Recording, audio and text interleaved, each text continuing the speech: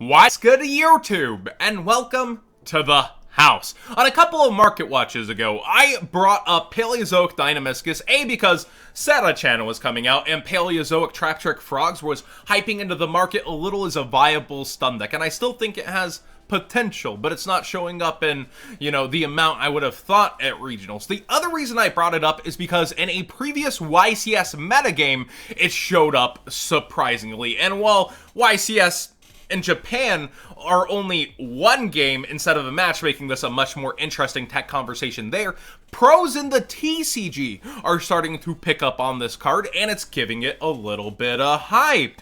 We see that there's one copy at around 377, and then the rest are above 650 on TCG Player. I kind of predict this to be a $5 super rare, and eBay more so agrees with me. We see it's closer to that $5 price point very, very quickly here, with mostly listings from Canada, or that would take longer to get it in. Now, the commons are also disappearing in quantity. Now, Megaton commons are kind of easy to make disappear if you're buying them out because, well, there's only so many packs in the 3 packs and X amount of commons versus a huge list of commons from 4 different sets. So that would be why we see Deinamiscus disappearing from the Megatons much quicker than from Inov, but with only 69 sellers over here from Inov, I do think you should be paying attention. This is kind of the next long-term, oh, hey, Dupe Frog, the common is somewhat pricey, low in quantity. You have Swap Frog, low in quantity, usually, and also somewhat pricey. I think Deinamiscus commons kind of will have that future as well, because it's one of the best cards, the Karma cut, except for, face-up cards.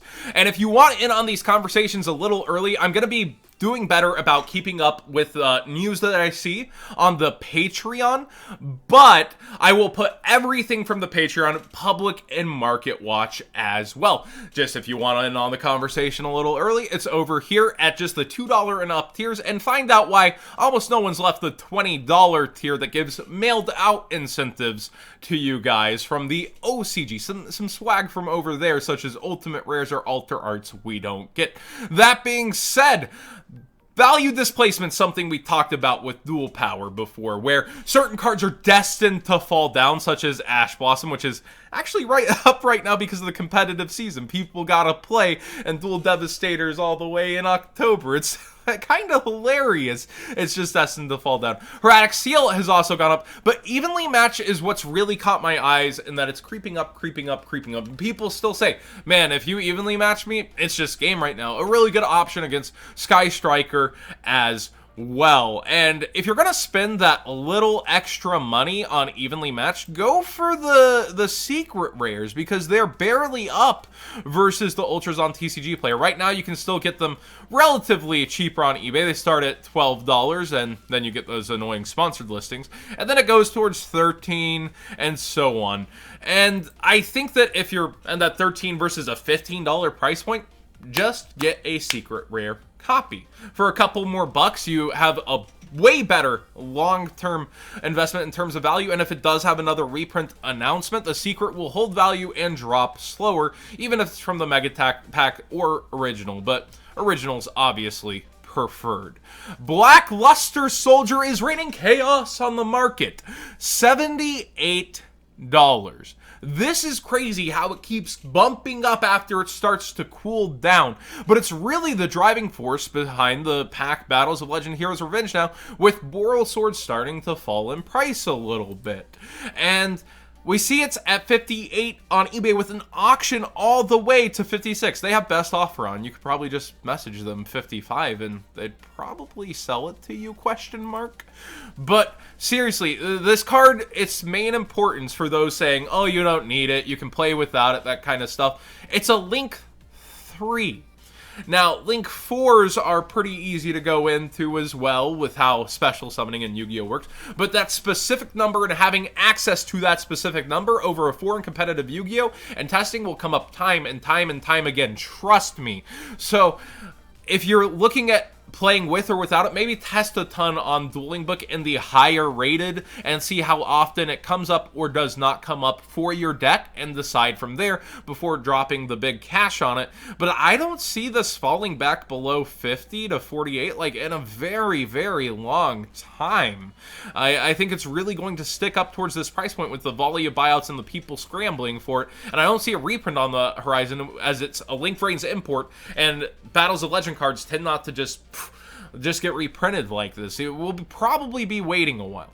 Now, Legacy of the Duelist promos are going back up. This was an easy one to predict. People are going to rip open the game and they're going to have two options. They're going to be like, all right, I want to keep these promos. They're pretty cool, and throw them in their closet forever because they're hyper casual. Or they're going to sell it and try to get money back on their game. Those people have already sold out. The people asking for $20 for their pack to get a half-price game. So now we see $30 for just these two, Microcoder, which is way better than I thought, and Cynet Codec.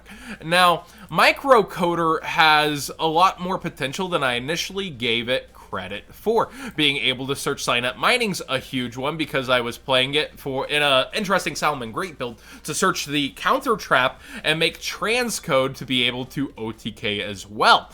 Kind of a spicy Salomon Great thing that I've been seeing. And we also use Update Jammer to help us reach that OTK if you're wondering how we do it. But Microcoder adds another interesting element to Salomon Great, and the searchability of Cynet Mining cannot be understated. Looking through, though, there's other interesting cards that are structure deck locked, such as Sea Archiver also, that are more commonly played in Salomon Great. So I would look around towards the metagame and future Cyberse decks, because we have Adagnister already announced, and see, well, hey, this might work pretty good. Oh, this has one printing from Savage Strike. This has one printing from a structure deck. And get your cards sooner than later using my TCG player link in the description below. While cards are super cheap, but only have one printing, you probably want to go for them sooner than later when they have upward potential with future archetypes such as Adagnister or even potentially Marincess, depending on how you're playing it. But currently we are seeing Sea Archiver make its way into many Salomon Great builds. The Megatons have not a lot of movement, except for now the meta cards are rising. We see a lot of the Thunder Dragon cards up towards that $5 mark now, and we see Engage stabilizing at 7. Somebody asked me an interesting question in the Discord. What do you see happening with Sky Striker cards if they somehow dodge the next ban list? I don't think they will. Ban lists are always speculation, but if they do, I see an initial ridiculous spike, and then it only falling back to being up 33% from wherever they were at pre-ban list. And a ton of people are going to want to sell this before the ban list. They're only picking it up because there's so many YCSs and regionals to play in coming up. So I don't see this really doing the hottest in October, but maybe. Maybe. Konami's printed it so many times. I'm just getting Zodiac vibes with the excuse of, oh, we gave you like 2 months to play with it. Oh, man. Speaking of the promos, I was looking through. Nibiru's not really moving too much, and I don't think it's going to go up a lot from here yet. A lot of people are speculating where promos will go. How will the prices be after a while? There's still Megatons on shelves. There's still Megatons to be opened at retail. Most of the Facebook vendors that were selling cases at $175 have sold out, so the cheap cases are gone. Tier 0 has sold out as well of theirs as far as I'm aware. Looking at the fact that Megatons are getting harder to get already speaks to the volume of the demand for them, but it will take a while for promos to potentially rise past this point, in my opinion. I also saw a TCG player writer say that they think Nibiru will be 15 by the end of the week. If you're right, you're right, but I just don't see that happening with the 1 in 3 tens chance at this. While that's 60 MSRP, I just don't see Nibiru being the most costly, a promo being the most costly card in the Megaton, no matter how much hype or how much credibility within the metagame it's getting. I just don't see that particular route happening. But let me know what you guys think in the comment section down below. Artifact Scythe is interesting to me. It's a bulk holo out of Battles of Legends Hero Revenge. I never thought I would say the words Artifact Scythe is a bulk holo. You have no excuse not to pick these up now using my TCG player link in the description down below, costing you nothing extra and supporting the channel directly.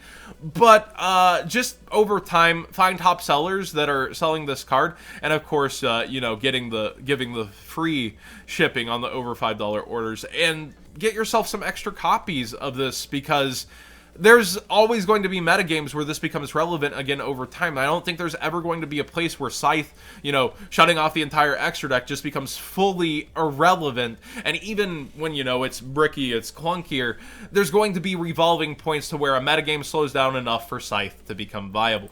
Sanctum is also at one of its lower points in recent history at $8. Trap Trick is now reprinted. I figured people would have been grabbing these, but they're actually up in quantity on the market. So this is also something to watch. I personally prefer the secret rare, but there's also, you know, the originals out there. Make your own decision on what you like. I mean, the new Trap Trick is Ultra, so maybe it matches the Ultra, or you might go for the secret Trap Tricks and match. I know people are, you know, just crazy about that kind of thing. I gotta make a match. Galatea buyout. Oh, it's so crazy. It's 60 to, oh wait, it's not. It's $40, you know, over here. And of course, there's the sponsored listings. Try to sell them faster. It does go up somewhat quickly, so there are very few quantities left at this low price point. 7 of them sold by the seller. I think it's really good. Warcust jokes and memes are all over Zodiac, and memes always do translate to money in this community. Remember Sphere Mode? Remember the almost $40 Sphere Mode? I remember. But seriously, this is an amazing ultimate rare. I think it is. I think it's worth about a $50 price stamp on it in terms of hollowing out your deck. It's a beautiful card, but there's the cheaper option if you're not hollowing out your deck. We'll not get into that argument. I do think this is worth 50 plus for its ulti, though. And finally, just your friendly reminder that I forgot about, Shadow Dragon doesn't have a reprint still. I would have figured it would have in the OTS pack coming up, and it doesn't. Those are hitting shelves right now. So interestingly enough, while we do have a Shadow structure deck on the horizon, and it's likely to have Shadow Dragon, keep in mind this might get a little extra hype until it gets announced that it's in that structure deck. Definitely something I would be selling, though, if you have a high quantity of somehow, because I think it's just destined to end up going down. But that's it from me today on Market Watch. What do you guys think of everything going on? And, you know, I really do think noting things like the evenly matched creeping up are super important, even if it's just moving by like $2. That's a pretty high percent on a, you know, $10, $11 card, and B, the quantities also really matter with how few sellers have this behind a $30 MSRP. That's why I bring it up when things seem to be moving just a little. John, it's just $2. I think it's a little more important than that with where it's headed, but that's just my opinion. Subscribe if you haven't already. Give this video a thumbs up if you enjoy these conversations, and I'll see you in the next one.